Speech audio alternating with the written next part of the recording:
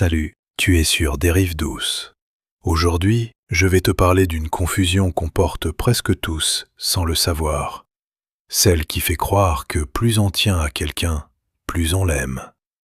On va explorer ce que la pensée bouddhiste dit de l'attachement et pourquoi cette pensée dérange autant qu'elle est claire. Dis-moi en commentaire quelle heure il est chez toi ou comment s'est passée ta journée. J'aime beaucoup lire ce que vous écrivez ici. Les commentaires réunissent des gens agréables et posés, et ça compte pour moi. Si le projet des Rives Douces te plaît, tu peux cliquer sur le lien en description pour le soutenir. L'amour et l'attachement se ressemblent tellement qu'on finit par les confondre sans effort. On dit qu'on aime quelqu'un parce qu'on ne supporte pas son absence, parce qu'on pense à lui sans arrêt, parce qu'on aurait du mal à vivre sans sa présence quotidienne. Tout ça paraît normal, presque touchant. Et pourtant, la tradition bouddhiste pose une question qui déplace tout. Est-ce que ce que tu ressens vient du souci de l'autre ou du besoin que tu as de lui pour te sentir entier?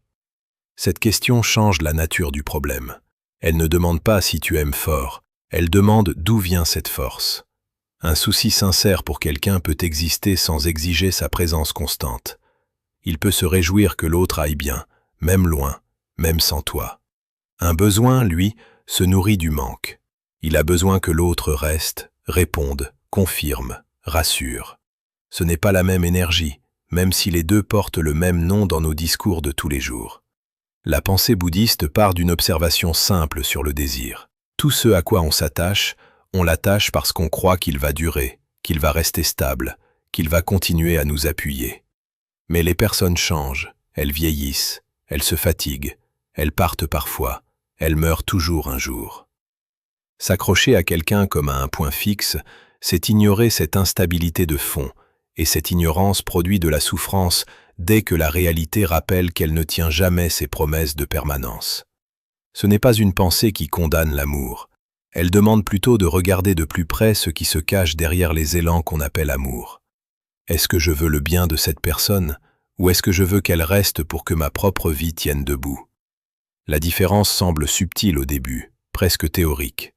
Mais elle a des conséquences énormes sur la façon dont on vit une relation, dont on la vit dans la peur ou dans la liberté. On va suivre ce fil du couple jusqu'à la famille, puis jusqu'à la société qui vend du lien comme on vend un produit rare. On va aussi passer par le deuil, parce que c'est souvent là que la vérité sur ce qu'on aimait vraiment finit par apparaître, sans détour possible. Et au bout de ce chemin, une question qui reste ouverte pour chacun. Peut-on aimer sans vouloir retenir ce qu'on aime ? Il y a une peur qui se cache derrière beaucoup de ce qu'on appelle passion, et cette peur porte un nom précis, celle de perdre l'autre. Elle s'habille bien, elle prend les traits de l'urgence, de la nostalgie anticipée, de ce petit pincement au ventre quand l'autre part travailler ou part simplement dormir dans une autre pièce. On appelle ça de l'amour parce que ça ressemble à de l'amour dans l'intensité, mais l'intensité ne dit rien sur sa source. Ce qu'on nomme intensité amoureuse mérite d'être regardé de plus près, parce que souvent, ce qui vibre en toi n'est pas de la joie envers l'existence de l'autre, c'est de l'inquiétude devant la possibilité de son absence. Ton corps produit les mêmes signaux dans les deux cas, le cœur qui accélère, l'attention qui se fixe, la difficulté à penser à autre chose.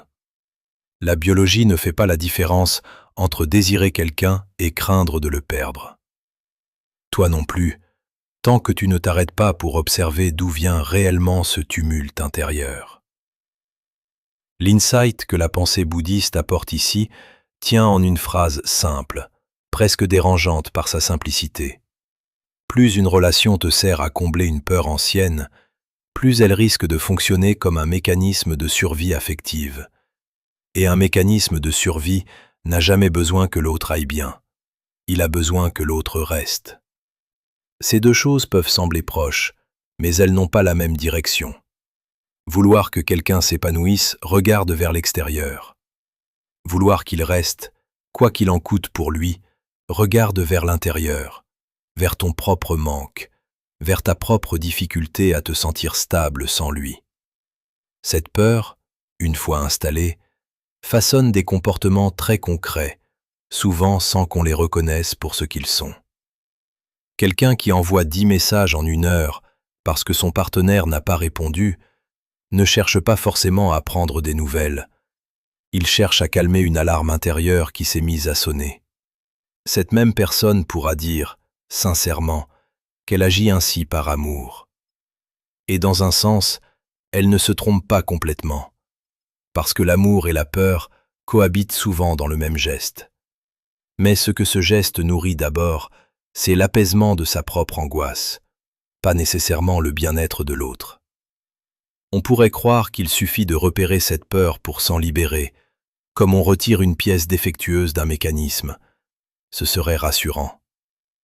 Ce n'est pas si simple, parce que cette peur ne vient pas de rien.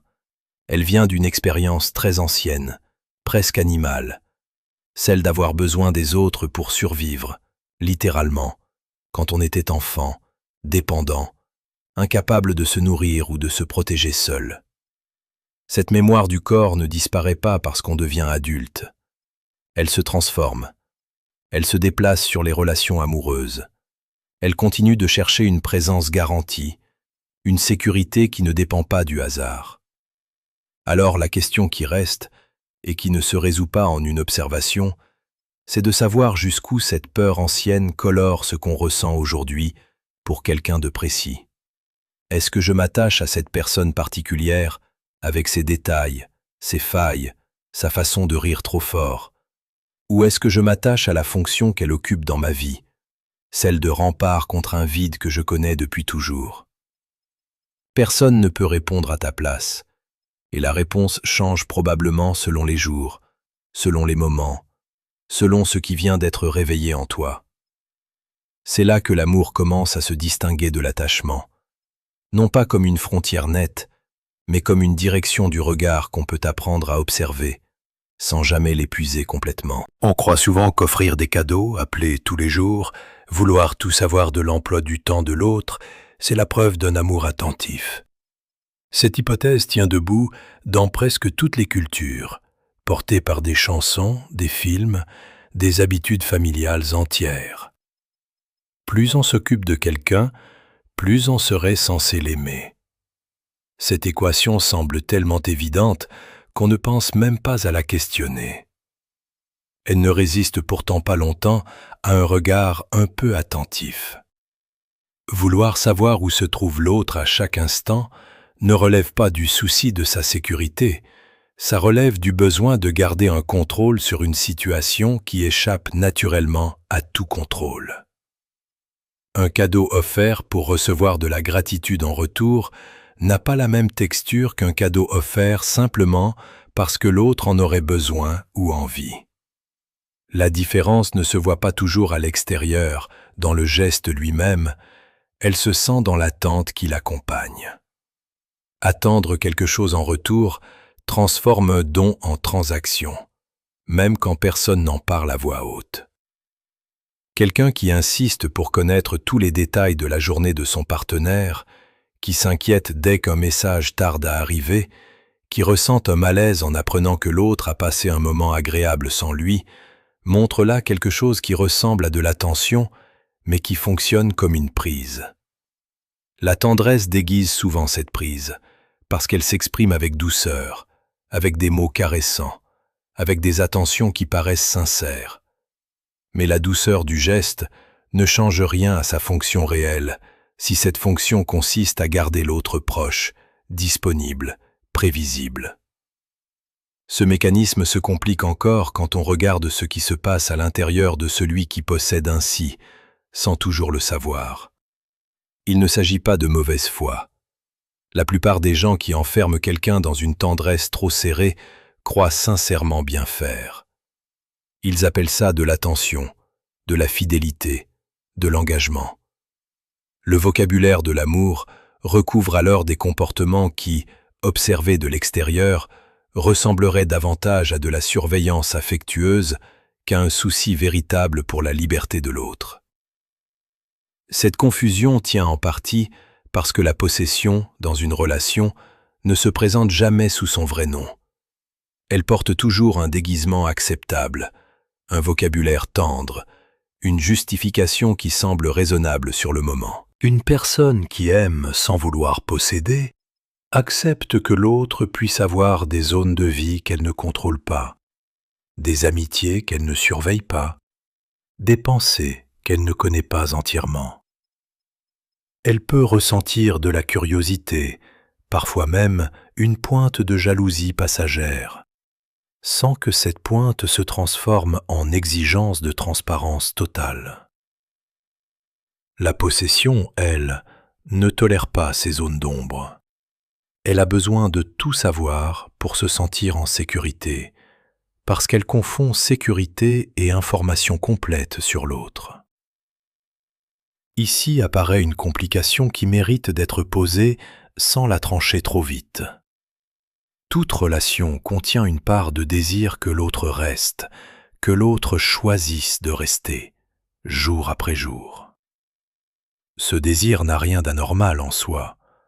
Le problème ne se situe pas dans le fait de souhaiter la présence de quelqu'un, il se situe dans la manière dont ce souhait se transforme en exigence, en dette que l'autre devrait payer simplement parce qu'on l'aime.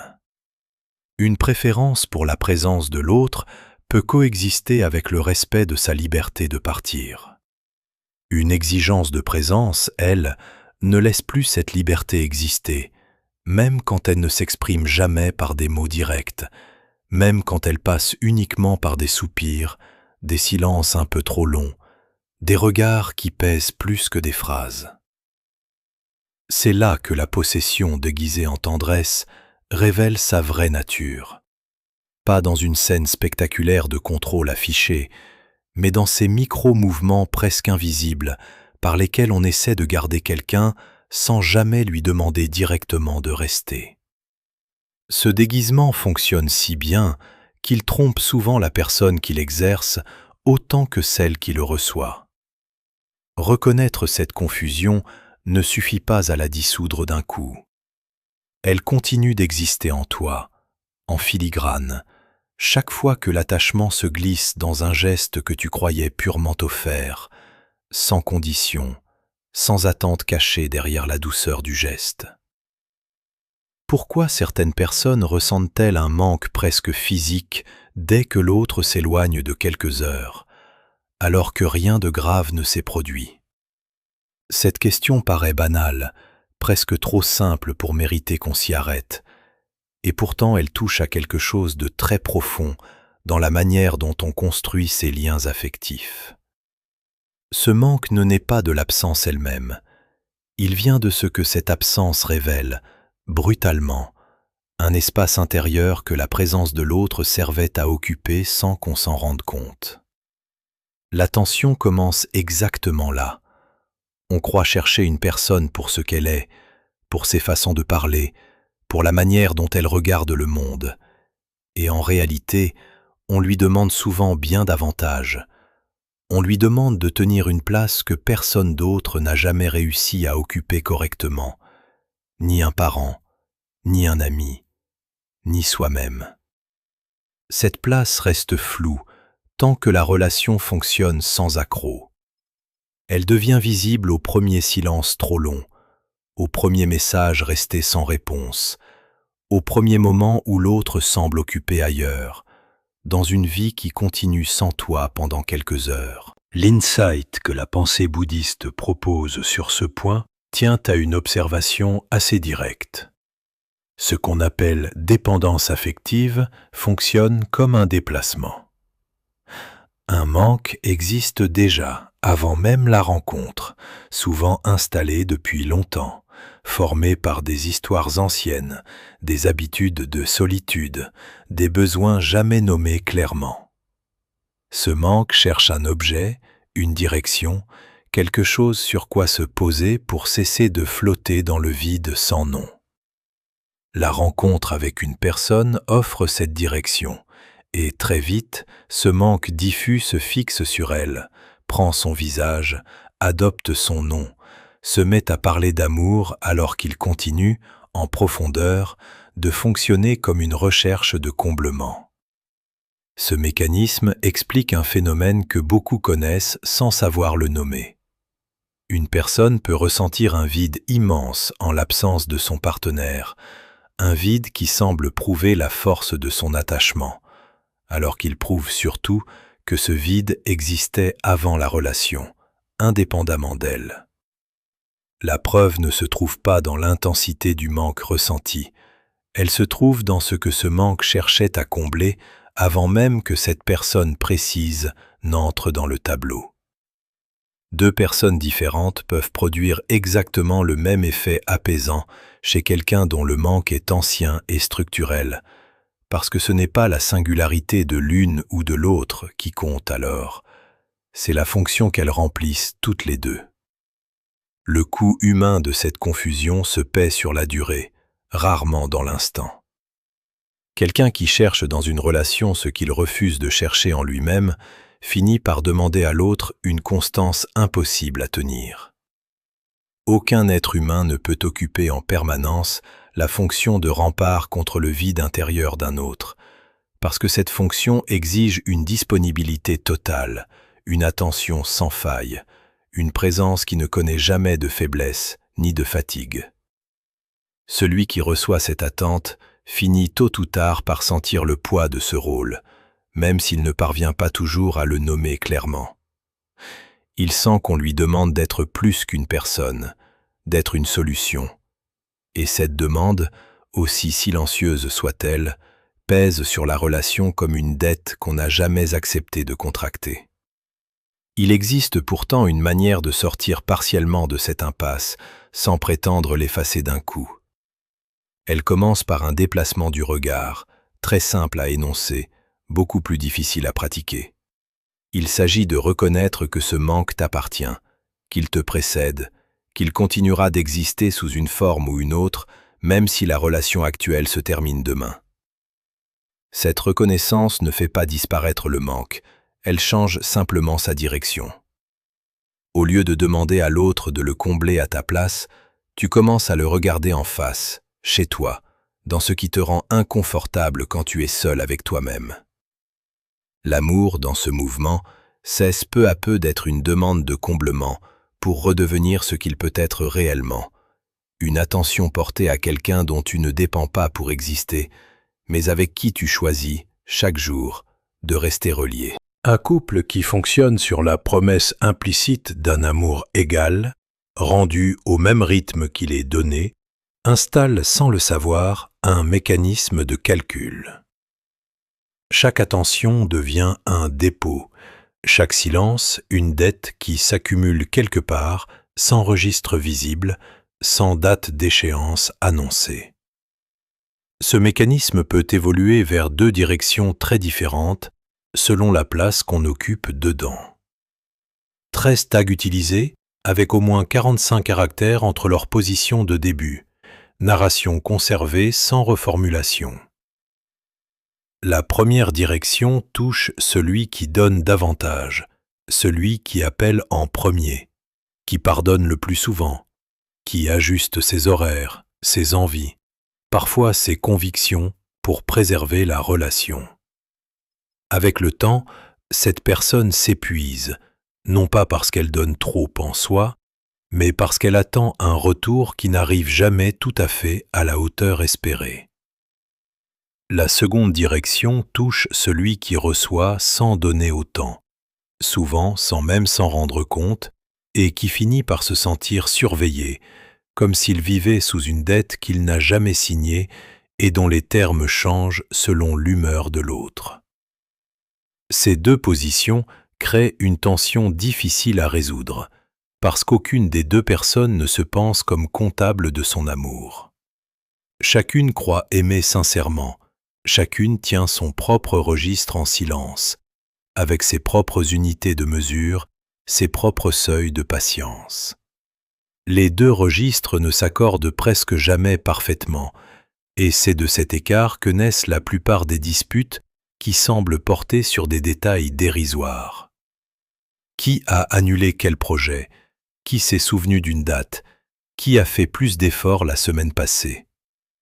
Ces querelles portent rarement sur leur objet immédiat. Un solde s'accumule en dessous, depuis des mois parfois, et c'est lui qui parle à travers chaque dispute, sans jamais se présenter sous son vrai nom. Cette lecture comptable de l'amour aussi juste soit-elle par endroits, rencontre pourtant une limite claire. Certains gestes échappent totalement à ce calcul, sans qu'on sache très bien pourquoi. Quelqu'un qui reste éveillé toute une nuit auprès d'une personne malade ne tient aucun registre à cet instant précis. Quelque chose déborde le calcul, quelque chose que le modèle de la dette et du crédit ne parvient pas à nommer correctement. Ce débordement révèle les limites du calcul comme grille de lecture unique. La conditionnalité forme une couche réelle de l'amour humain, rarement la seule, presque toujours la plus visible dans le quotidien, la plus facile à repérer une fois qu'on sait la chercher. Entre ces rares moments de gratuité et la vie ordinaire d'une relation, la comptabilité reprend vite ses droits. Le coût se paie en fatigue accumulée, en ressentiments tenus longtemps sous silence, en phrases qui finissent par sortir au pire moment, avec une violence disproportionnée par rapport à leur objet apparent. Une personne lasse de donner sans recevoir un équivalent ne se sent pas seulement lésée dans les faits.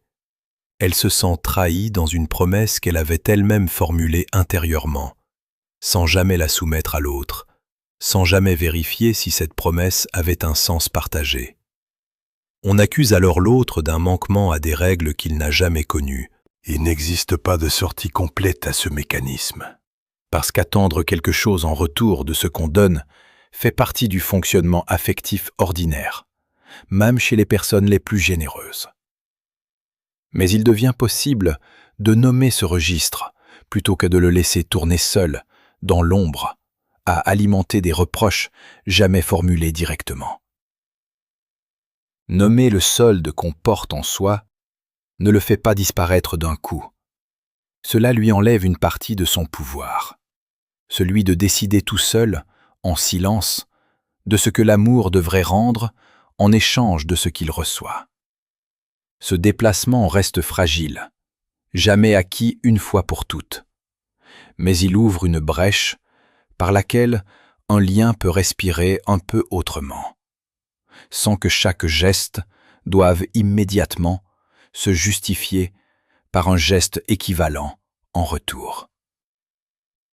Quelqu'un qui regarde l'heure toutes les 10 minutes en attendant une réponse, qui relit 3 fois le même message pour y chercher un ton différent, qui demande « avec qui tu as passé ta soirée ?» alors que la question sort presque toute seule, sans qu'il l'ait vraiment décidé, vit un état que la plupart des gens appellent encore de la passion. Le corps se tend, l'esprit tourne en boucle autour d'un détail minuscule, une photo, un like, un silence un peu trop long sur une conversation habituellement rapide. Cette agitation intérieure ressemble à de l'intensité amoureuse parce qu'elle en emprunte les symptômes physiques. Le cœur qui bat plus vite, la tension qui ne se pose sur rien d'autre. Elle produit pourtant un effet inverse à celui qu'on lui attribue. Elle rétrécit la relation au lieu de l'élargir. Cette réaction ne vient pas de l'amour porté à l'autre. Elle vient de la peur qu'un lien déjà fragile intérieurement puisse se rompre sans prévenir. La jalousie surgit quand une personne sent, souvent sans se l'avouer clairement, que sa stabilité affective dépend presque entièrement d'un autre être humain, sur lequel elle n'a aucun contrôle réel. Cette dépendance crée une vigilance permanente, parce que tout signe extérieur, même anodin, peut être lu comme une menace pour un équilibre qui tenait déjà à peu de choses. Le contrôle naît de la même source. Vérifier, questionner, encadrer les horaires ou les fréquentations de l'autre ne relève pas d'un excès d'attention généreuse. Cela relève d'une tentative de réduire une incertitude devenue insupportable, en essayant de fixer ce qui, par nature, échappe toujours en partie à la prise. Il faut préciser un point ici. parce que la confusion se glisse facilement entre deux choses qui se ressemblent en surface. S'inquiéter pour quelqu'un qu'on aime, remarquer un changement d'humeur, demander comment s'est passée une journée difficile. Tout cela appartient à l'attention ordinaire qu'on porte à une personne qui compte pour nous. Ce n'est pas ce mouvement-là qui trahit l'attachement. C'est la répétition compulsive du contrôle. Sa présence, même en l'absence de tout motif concret. Son intensité disproportionnée par rapport à la situation réelle. Une personne jalouse ne réagit pas à une preuve. Elle réagit à une image intérieure de perte possible, projetée sur un événement souvent minime. La jalousie ne mesure jamais la fidélité de l'autre. Elle mesure le degré d'insécurité de celui qui la ressent. Et c'est cette confusion de mesures qui pousse tant de gens à croire qu'un partenaire jaloux prouve, par là même, la force de son amour. Le contrôle finit toujours par produire l'effet contraire à celui qu'il cherche. Une personne surveillée en permanence commence, tôt ou tard, à se sentir enfermée plutôt qu'aimée. Elle ressent le poids d'une attente qu'elle n'a jamais formulée elle-même, celle d'un lien où chaque geste doit se justifier, où chaque absence appelle une explication.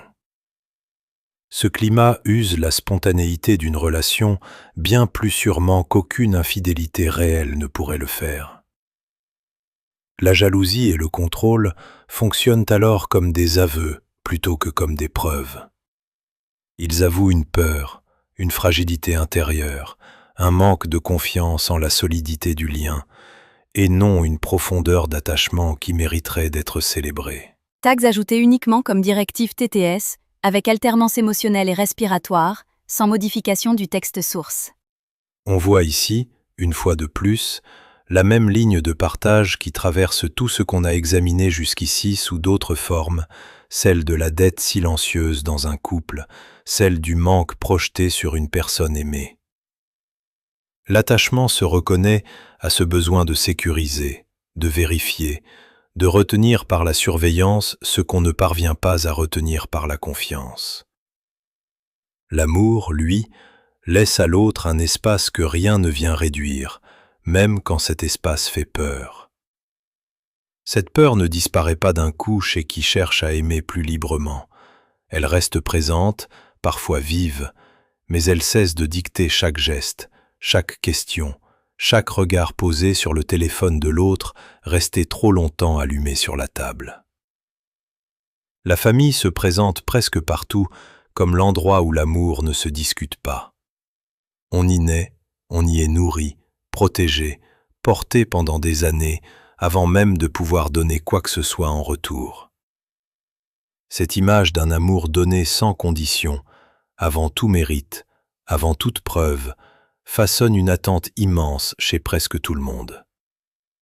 Elle promet un lien qui échapperait enfin à la logique du calcul examiné jusqu'ici, un lien tissé d'avance, hors de tout registre, hors de toute dette. Regarde de près une scène ordinaire dans presque n'importe quelle famille. Un parent attend un appel chaque semaine, à un jour fixé, sans qu'on l'ait jamais formulé clairement. Si l'appel n'arrive pas, une phrase surgit, souvent teintée d'un reproche discret. « On a beaucoup donné pour toi, on aurait aimé un peu plus d'attention. » Cette phrase circule dans des millions de foyers, transmise presque mot pour mot d'une génération à l'autre, avec la conviction sincère qu'elle exprime un amour blessé plutôt qu'une attente déçue.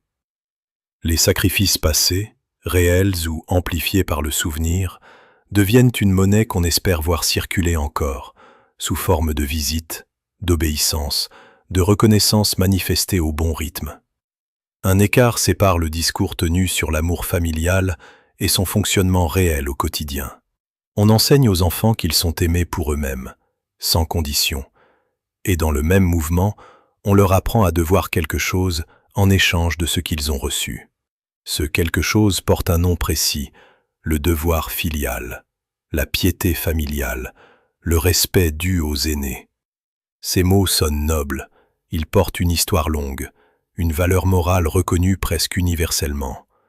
Mais sous leur surface se cache souvent le même mécanisme observé ailleurs, celui d'un lien qui se referme sur l'attente d'un retour. L'attachement se transmet alors habillé d'un vocabulaire qui le rend presque impossible à critiquer, puisque s'y opposer revient à sembler ingrat, égoïste, indigne de ce qu'on a reçu. Ce mécanisme ne reste pas confiné à une seule famille, ni à une seule génération. Il traverse le temps par transmission directe, presque invisible, parce que personne ne l'enseigne comme une leçon explicite. Un enfant qui grandit en observant sa mère culpabiliser sa propre mère pour un manque d'appel apprend, sans qu'on le lui dise jamais frontalement, que l'amour se paie en présence mesurée, en fidélité vérifiable. Il reproduira souvent ce schéma plus tard, avec ses propres enfants, convaincu d'agir par amour, alors qu'il reconduit une comptabilité affective héritée sans l'avoir choisie. Le devoir devient ainsi le nom respectable que prend l'attachement quand il traverse les générations, et c'est précisément parce qu'il porte ce nom qu'il échappe presque toujours à l'examen. Il existe pourtant une différence réelle entre prendre soin d'un parent âgé par tendresse et le faire par peur d'un jugement familial ou d'une culpabilité anticipée. La première attitude naît d'un souci sincère pour le bien-être de l'autre, sans calcul du solde à rembourser. La seconde reste tournée vers soi, vers l'image qu'on veut donner, vers l'angoisse d'être désigné comme celui qui n'a pas fait assez. Les deux attitudes peuvent produire exactement les mêmes gestes extérieurs, le même appel du dimanche, la même visite mensuelle, ce qui rend leur distinction presque impossible à observer de l'extérieur. Seule la personne qui agit peut sentir, si elle accepte de regarder honnêtement, ce qui la pousse réellement à composer ce numéro ou à prendre cette route. La famille reste sans doute l'endroit où l'attachement se travestit le plus efficacement en vertu, parce qu'il s'y appuie sur des liens biologiques présentés comme naturels et donc incontestables. Reste alors une question qui ne trouve pas de réponse simple. Comment savoir, dans un geste posé envers un parent ou un enfant, ce qui relève d'un soin réel porté à l'autre et ce qui relève d'une dette ancienne, transmise sans qu'on l'ait jamais signée, et qu'on continue pourtant de rembourser toute une vie? Le mariage se présente comme la preuve ultime que deux personnes ont réussi ce que le reste de la société tente sans y arriver toujours, transformer un sentiment fragile en engagement solide, mesurable, reconnu par une loi, célébré devant témoins. Cette solennité répond à un besoin ancien, celui de fixer quelque chose qui, par nature, bouge sans cesse. On signe un papier pour que l'amour, insaisissable et changeant, prenne enfin une forme stable, avec des droits, des obligations, une reconnaissance sociale qui rassure autant les deux personnes concernées que leur entourage.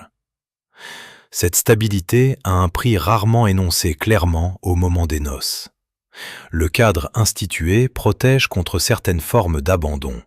Il organise l'héritage, la filiation, la répartition des biens, mais il ne garantit rien sur la qualité du lien qui continue de vivre à l'intérieur de ce cadre. Deux personnes peuvent rester mariées pendant 40 ans en cessant depuis longtemps de se regarder vraiment, en continuant simplement d'occuper le même espace, de partager les mêmes factures, de présenter aux autres l'image d'un couple soudé. L'institution tient bon même quand ce qu'elle était censée protéger s'est retiré depuis longtemps. Une question mérite d'être posée sans détour. Le mariage sécurise-t-il l'amour ou sécurise-t-il d'abord la peur de la solitude, la peur de vieillir seul, la peur du jugement social qui pèse encore sur les célibataires passés un certain âge? Beaucoup de couples se forment et se maintiennent moins par élan que par soulagement, celui de ne plus avoir à chercher, de pouvoir enfin ranger la question affective dans une case réglée. Ce soulagement n'a rien de honteux, il répond à une inquiétude humaine ordinaire. Mais il ne faut pas le confondre avec ce dont on a parlé depuis le début de ce parcours, ce souci porté à l'autre pour lui-même, indépendant de ce qu'il apporte en retour de confort et de garantie. Un couple marié depuis 15 ans continue de partager le même lit chaque soir, sans qu'aucun des deux n'ait reformulé, depuis des années, ce qui les attache encore l'un à l'autre au-delà de l'habitude et du calendrier commun. Le lien institué peut aussi devenir une cage douce, difficile à nommer comme telle parce qu'elle ne ressemble en rien à une prison visible. Personne n'empêche personne de sortir, de parler, de vivre sa journée. Mais une pression silencieuse s'installe, celle de rester fidèle à un rôle défini depuis le jour du mariage, celui d'époux, d'épouse, de pilier familial, avec tout ce que ce rôle suppose de constance affichée. S'écarter de ce rôle, même pour retrouver un espace de liberté nécessaire à soi-même, provoque souvent une culpabilité disproportionnée, comme si toute évolution personnelle menaçait l'édifice entier. La liberté d'aimer suppose pourtant de pouvoir changer, se tromper, recommencer à se découvrir soi-même sans que cela signifie automatiquement une trahison du lien. L'attachement trouve ici un terrain particulièrement fertile, parce que l'institution lui offre un vocabulaire de légitimité qu'il ne possède pas ailleurs. Vouloir retenir son partenaire, encadrer ses fréquentations, s'inquiéter d'un dîner entre collègues qui se prolonge, tout cela se justifie facilement au nom du mariage, de la fidélité promise, du respect dû à l'engagement pris.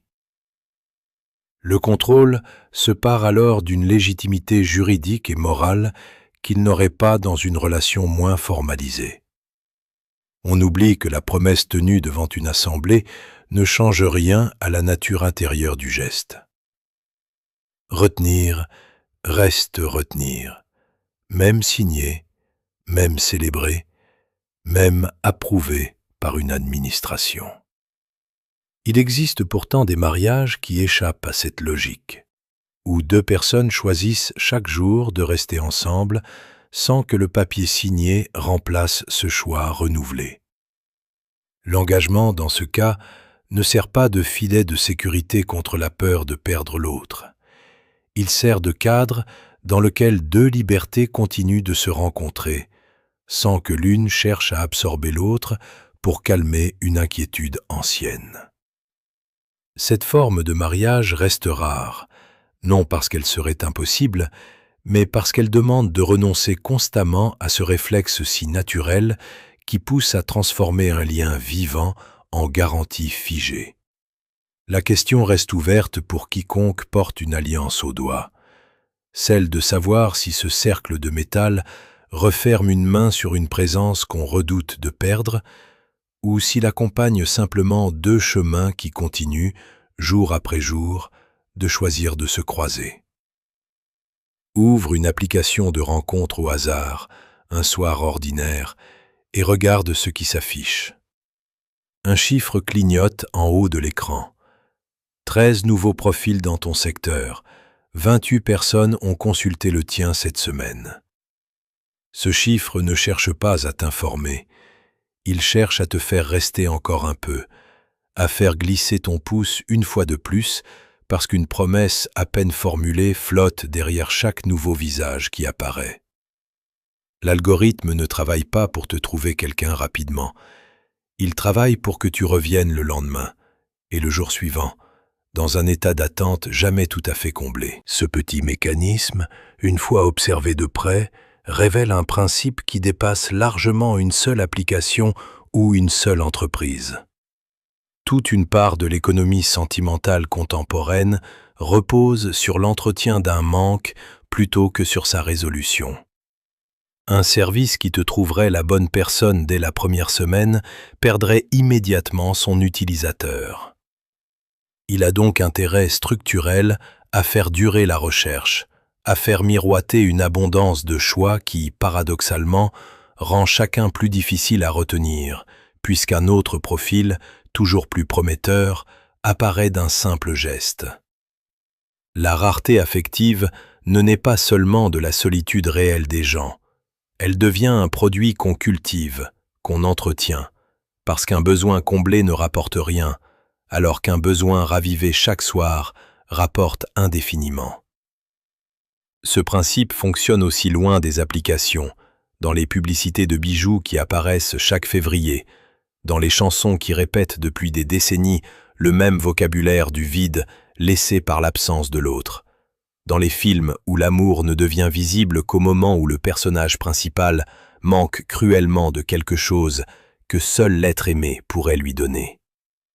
Toute une culture s'est construite autour de cette équation, montrer le manque comme preuve de la profondeur du sentiment, montrer l'attachement souffrant comme la forme la plus noble de l'amour. Plus un personnage se consume d'attente, plus le récit le présente comme sincère. On a appris, sans jamais l'énoncer clairement, à reconnaître l'intensité du manque comme la mesure de la valeur d'un lien. Pousse ce principe jusqu'à sa limite et demande-toi s'il s'applique partout où circule de l'argent autour du lien humain. Un thérapeute qui accompagne un couple en difficulté n'a en principe aucun intérêt à prolonger artificiellement la souffrance de ses patients au-delà de ce qui sert réellement leur guérison. Une plateforme conçue pour aider des personnes isolées à rejoindre un groupe local ne vend pas nécessairement du manque. Elle peut simplement faciliter une rencontre qui aurait été plus difficile autrement. Le mécanisme observé dans les applications de rencontres à but lucratif ne se retrouve donc pas partout où de l'argent circule autour du lien humain. Certains outils réduisent réellement la distance entre les gens plutôt que de l'entretenir pour mieux la monétiser. Le principe se brise aussi sur un point plus profond. Le marché n'invente pas la solitude qu'il exploite. Il la trouve déjà là, réelle, ancienne, humaine, bien avant qu'un écran n'existe pour la capter. Une personne seule, un dimanche soir, ressent quelque chose de véritable, indépendant de toute stratégie publicitaire. Ce que le marché fait, c'est saisir ce besoin authentique et le maintenir juste assez ouvert pour continuer à vendre une promesse de comblement qui ne se réalise jamais tout à fait. L'attachement qu'on nourrit à travers ces outils reste donc un attachement humain sincère, capté et prolongé par un système qui a intérêt à ce qu'il ne se résolve pas trop vite. La différence entre aimer et vouloir combler un vide devient alors presque impossible à démêler de l'intérieur, puisque tout, autour de toi, te pousse à confondre les deux, à croire que plus tu désires ardemment, plus tu aimes vraiment. Cette confusion entretenue à grande échelle finit toujours par se heurter à un moment où plus aucune publicité, plus aucun algorithme ne peut maintenir l'illusion. Ce moment survient quand la personne qu'on croyait manquer pour de bonnes raisons disparaît réellement, et qu'il devient impossible de se raconter encore une histoire de comblement à venir. Le deuil arrive sans prévenir, même quand la maladie a laissé du temps pour s'y préparer. On croit qu'on pleure l'autre, sa voix, ses gestes, la place qu'il occupait dans une pièce. C'est souvent vrai. Mais une part de cette douleur, si on ose la regarder sans détourner les yeux, appartient à autre chose. Elle appartient à ce que sa présence garantissait pour toi, la sécurité qu'elle t'offrait, l'image de toi-même qu'elle te renvoyait chaque jour sans que tu aies besoin de la demander. Perdre quelqu'un, c'est parfois perdre le miroir dans lequel on s'était habitué à exister. Ce déplacement de définition change tout dans la manière de comprendre le deuil. On pense spontanément qu'on souffre en proportion exacte de l'amour qu'on portait à la personne disparue. Plus la douleur est vive, plus l'amour aurait été grand. Cette équation semble évidente, presque morale, comme si la souffrance venait attester de la sincérité du lien. Pourtant, deux formes de perte peuvent produire une douleur comparable en intensité, tout en venant de sources profondément différentes. L'une pleure une personne pour ce qu'elle était, son rire, sa manière particulière de raconter une histoire, ce qu'elle apportait au monde simplement en existant. L'autre pleure le confort disparu, l'habitude cassée, le rôle qu'on tenait grâce à cette personne et qu'on ne sait plus tenir seul. L'insight qui se dégage de cette distinction n'a rien de confortable. Une part significative de ce qu'on appelle chagrin d'amour, dans un deuil, ressemble davantage à une panique de perte de repères. Le corps continue de chercher une présence par habitude, la main qui se tourne vers un côté du lit resté vide. Le téléphone qu'on prend presque par réflexe pour raconter une chose qui vient d'arriver. Ce réflexe n'est pas honteux. Il dit simplement que l'attachement s'était logé profondément dans les gestes du quotidien. Mais il révèle aussi que ce qui souffre, dans ces instants précis, c'est une habitude privée de son objet, plus qu'un amour privé de la personne qu'il visait vraiment.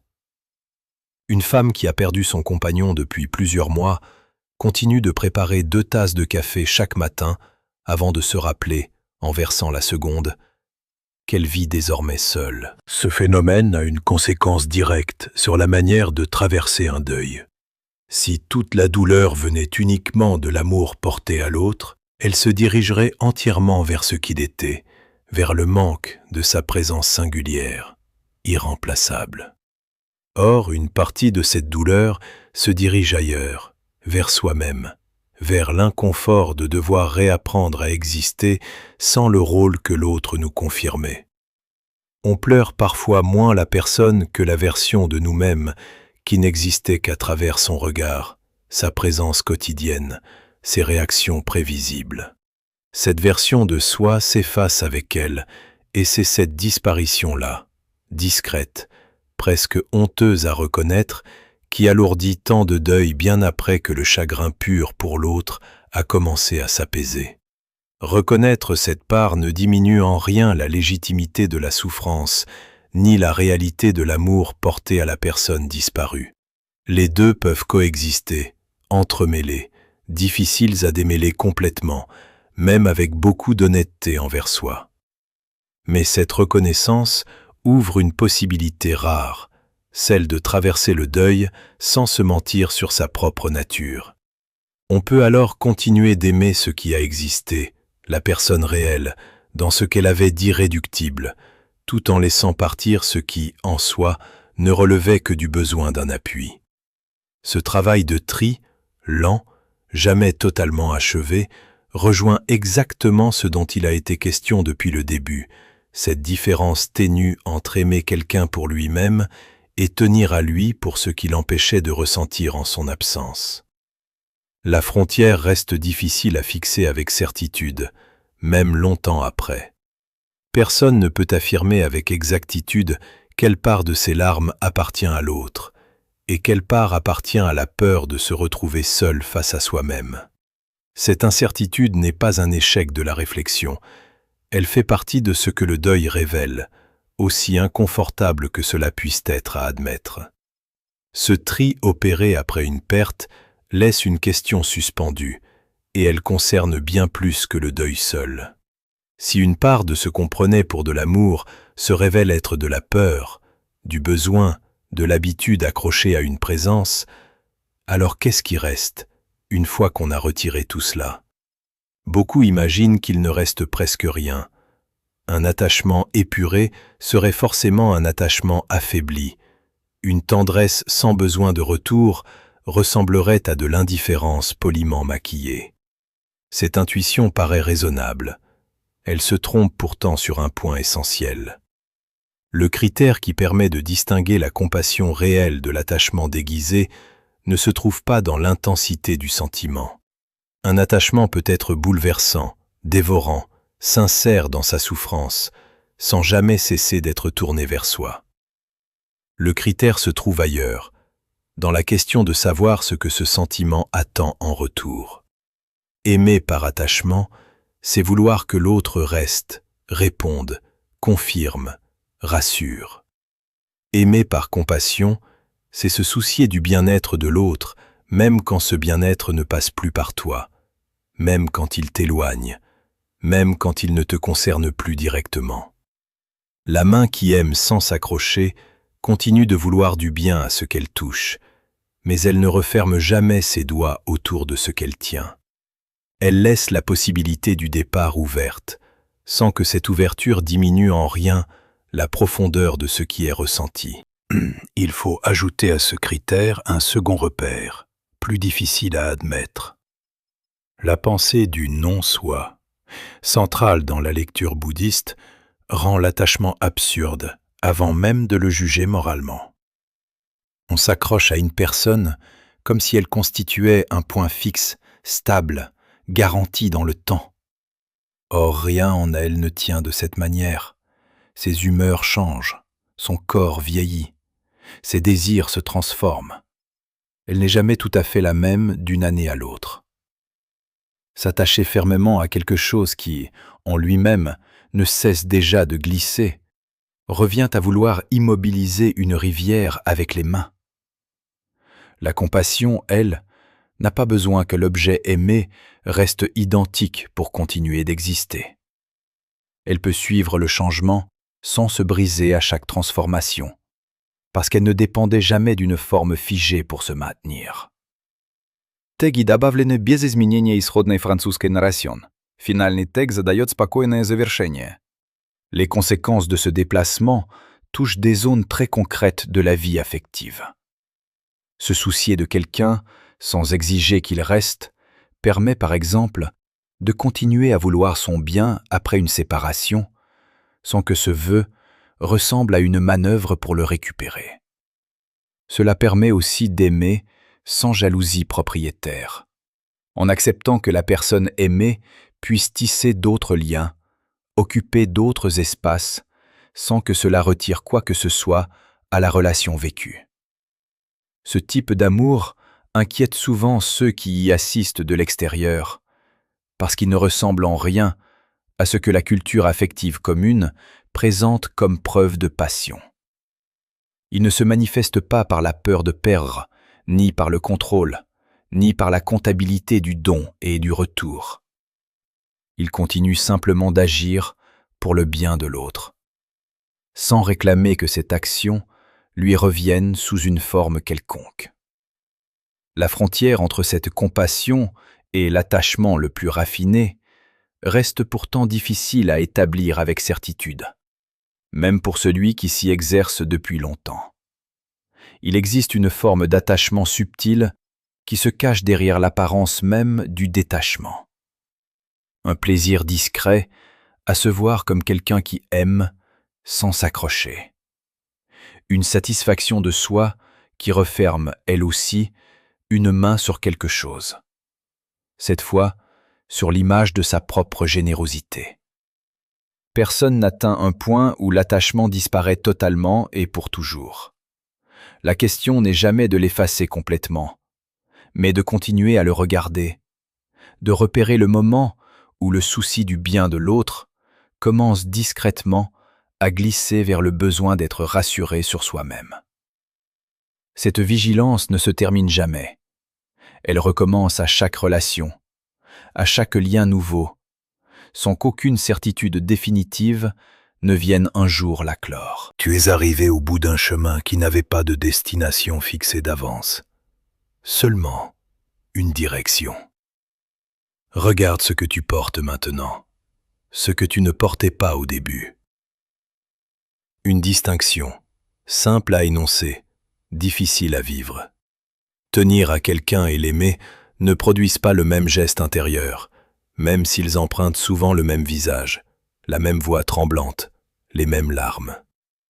Tout ce trajet a suivi un même fil, sans jamais le nommer directement à chaque étape. La peur de perdre l'autre, déguisée en intensité amoureuse. La possession, habillée en tendresse protectrice. Le manque intérieur, projeté sur une personne censée le combler à ta place. La comptabilité silencieuse d'un amour qui compte ce qu'il donne et ce qu'il attend en retour. La jalousie, prise pour une preuve, alors qu'elle n'était qu'un aveu. Tout cela dessine une même silhouette, vue sous des angles différents. Celle d'un cœur qui cherche, à travers l'autre, à combler ce qu'il n'ose pas regarder en lui. Cette silhouette ne s'arrête pas à deux personnes seules dans une chambre. Elle traverse la famille, où le devoir se fait parfois passer pour de l'amour, où l'obligation affective se transmet comme un héritage qu'on n'a pas choisi. Elle traverse le mariage, quand la sécurité prend toute la place et laisse de moins en moins d'air à la liberté d'aimer réellement. Elle traverse une société entière, qui a intérêt à entretenir ta peur du manque, parce qu'un cœur rassuré n'achète rien, ne cherche rien, ne revient pas. Le tableau d'ensemble qui se dessine ainsi n'a rien d'un jugement moral contre l'attachement. Il montre plutôt une mécanique, celle d'un besoin qui se déguise pour survivre, qui prend le langage de l'amour parce que ce langage rassure et protège. Le deuil a fini par révéler cette mécanique de la manière la plus directe. Ce qui pleure quand quelqu'un disparaît n'est pas toujours uniquement la personne perdue, c'est parfois le rôle qu'elle te permettait de tenir, l'image de toi qu'elle renvoyait sans que tu aies besoin de la demander. Il faut reconnaître ici une limite, plutôt que de la cacher sous une conclusion trop nette. Personne ne vit un amour totalement pur de tout attachement. La frontière entre les deux reste mouvante, parfois invisible, même pour celui qui l'observe avec le plus d'attention. Vouloir effacer complètement l'attachement peut lui-même devenir un nouvel attachement, plus subtil, celui de se voir comme quelqu'un de détaché, de libre, de supérieur à ses propres besoins. Cette réflexion n'offre donc pas un état à atteindre une fois pour toutes. Elle offre un regard à porter, encore et encore, sur ce qui se joue réellement dans chaque lien. Quelques idées restent à garder, non comme des règles, mais comme des repères pour les jours où la confusion revient. L'intensité d'un sentiment ne garantit jamais sa nature. Le contrôle et la peur signalent un manque bien plus qu'une preuve d'amour. Aimer sans exiger de retour ne rend pas plus froid, cela rend plus libre, et rend l'autre libre aussi. Ce qui change chez la personne aimée ne devrait pas menacer ce qu'on ressent pour elle, puisque rien ni personne ne reste identique bien longtemps. Et la vigilance envers soi-même compte davantage que n'importe quelle certitude d'avoir enfin atteint un amour parfaitement détaché. Ce que tu fais de tout cela t'appartient entièrement à partir de maintenant. Personne ne peut trancher à ta place la part de peur et la part d'amour dans ce que tu ressens pour quelqu'un. Mais tu peux, désormais, poser la question sans détourner le regard la prochaine fois que ton cœur se resserrera autour d'une présence, par tendresse ou par peur de la voir partir. Bonne nuit.